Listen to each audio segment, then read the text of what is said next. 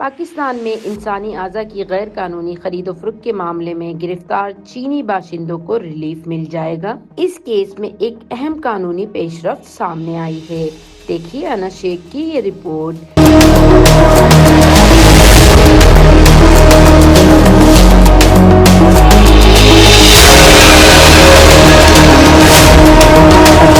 انسانی اعضاء کی مبینہ غیر قانونی فروخت کے مقدمے میں گرفتار 3 چینی باشندوں نے ضمانت کے لیے اسلام آباد ہائی کورٹ سے رجوع کر لیا ہے۔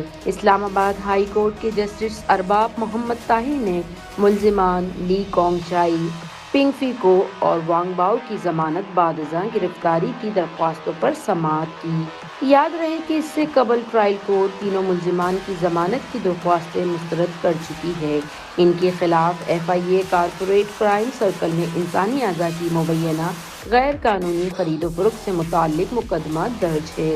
سماعت کے دوران ملزمان کے وکیل بیرسٹر یاور گردیزی نے موقف اختیار کیا ہے کہ اسی نوعیت کے دیگر مقدمات پہلے ہی جسٹس محمد اعظم خان کی بینچ میں زیر سماعت ہیں، اس لیے انصاف کے تقاضوں کو مد نظر رکھتے ہوئے یہ کیس بھی اسی بینچ کو منتقل کیا جائے۔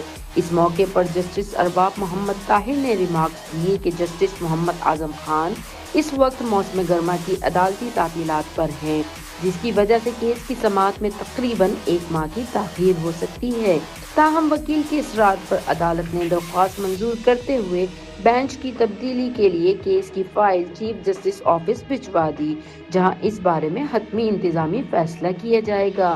اب سوال یہ ہے کہ آیا یہ مقدمہ واقعی دوسری بینچ کو منتقل ہوگا اور کیا گرفتار چینی باشندوں کو ضمانت مل سکے گی؟